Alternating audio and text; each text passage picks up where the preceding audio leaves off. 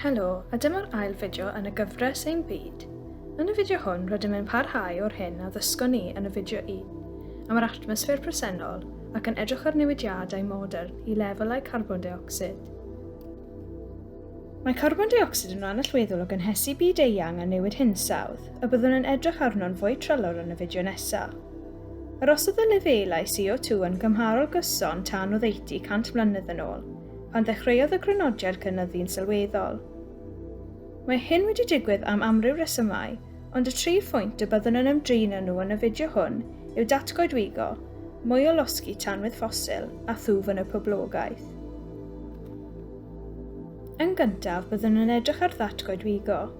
Datgoedwigo yw tynnu coed yn bahaol mwyn gwneud lle i rhywbeth arall.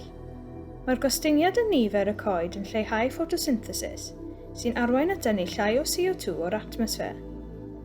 Mae hyd yn oed yn fwy dinistriol os yw'r coedwigoedd yn cael eu llosgi gan fod hyn yn ryddhau CO2, yn ogystal â chael gwared ar planhigion llai eraill, sy'n hefyd yn ffotosyntheseiddio.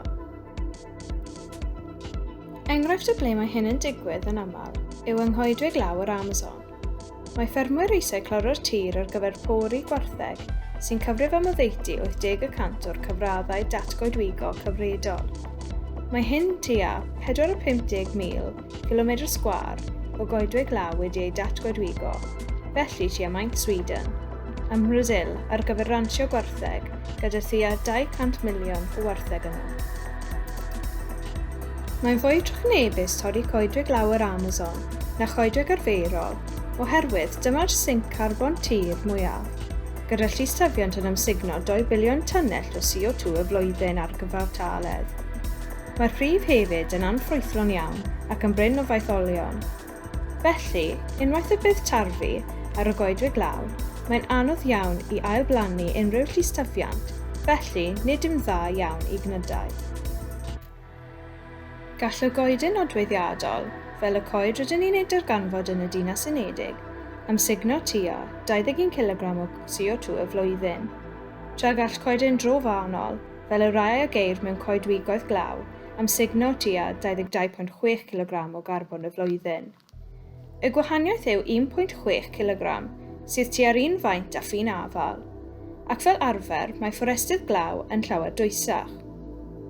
Fodd bynnag, mae gwyddorwyr bellach yn poeni bod coedwigoedd trofanol yn colli ei gallu i ymsugno CO2 oherwydd bod coed yn sychu allan o sychder a thymherau'r uwch.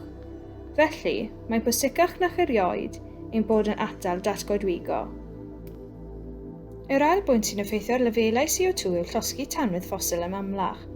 Mae CO2 yn isgynnyrch llosgi tanwydd ffosil ar gyfer ynni, ac fel y gwyddom o'r fideo flaenorol, mae llosgi tanwydd ffosil ar ei uchaf erioed, sy'n golygu bod mwy o CO2 nag erioed yn cael ei ryddhau. Fodd bynnag, roeddym yn datblygu llawer o wahanol ffynonellau ynni, adnewyddadwy, megis turbinau, gwynt a ffermydd solar, sy'n dewisadau amgen gwych i ddanwydd ffosil. Yn olaf, mae twf poblogaeth yr ddaear yn cael effaith enfawr o lefelau CO2. Lefel y poblogaeth ym mis Mawrth 2021 yw 7.8 biliwn, a dim ond 2 biliwn oedd y poblogaeth yn y 1930au. Mewn ychydig dros 100 mlynedd, bydd poblogaeth y byd wedi mwy na phedryblu wrth i'r genhedloedd unedig ragweld, y bydd gennym poblogaeth fyd-eang o 10 biliwn erbyn 2057.